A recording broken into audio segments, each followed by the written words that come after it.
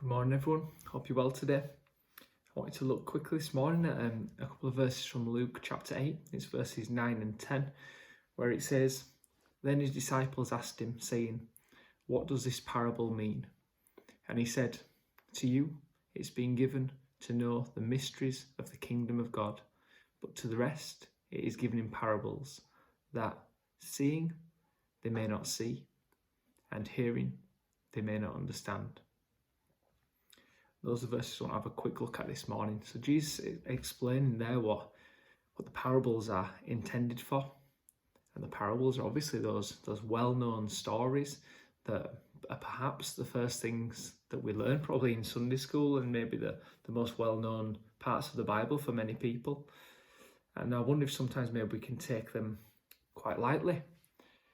And I suppose that it's really important to remember that these are words that are coming from Jesus' mouth, so there's a good chance they're going to hold some fairly significant weight to our lives.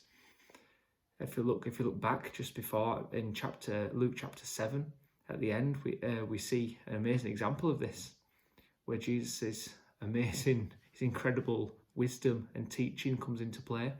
To paraphrase, we see a sinful woman who's in a Pharisee's house, and she's pouring oil on Jesus' feet. She's wiping his feet with her hair and kissing his feet. And the Pharisee who sees it, he's not particularly happy about it, because he doesn't think that a sinner should be that close and touching Jesus, especially this female lady sinner. Jesus goes on to give an amazing short parable about two debtors who are lent money, and one's given around a year's wage, and another one's given a month's wage. And then the man who's lent the money calls the men back and tells them that the debt is clear and they owe nothing back. And Jesus goes on to ask Simon, he says, which man is likely to be more in love or more grateful for the debt that's been cancelled? And Simon says, well, the one who had the most debt cancelled, I suppose.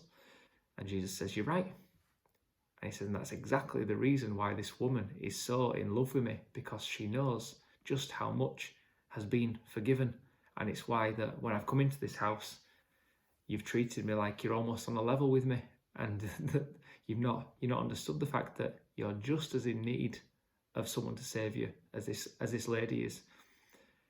It's almost like you see in many of the stories, many of the parables, it reveals the heart so clearly to the people if they choose to accept it.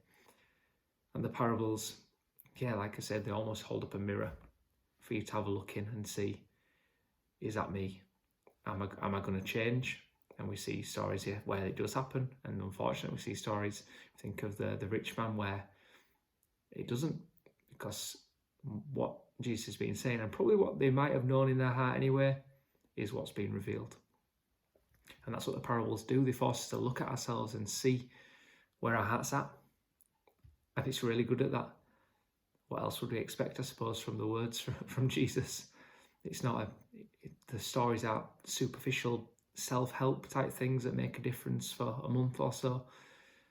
These are the words that we're reading from a perfect man, a man who's come to the earth to give his life for us so that we can spend eternity with him.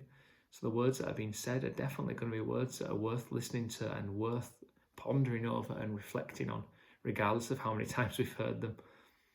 The parables are there to help us bring about real change in our lives, not a temporary change or a painting over the cracks so that no one quite sees what's really going on, which maybe is quite familiar to how society is sort of formed in the 2000s, I suppose, particularly in 2022, where how you're perceived is maybe more important than how you really are.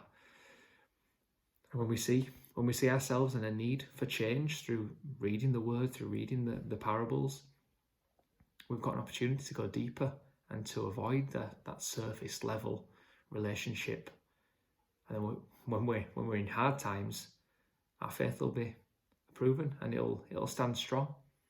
Or it might be like in the parable of the sower, where it's swallowed up because it wasn't quite deep enough.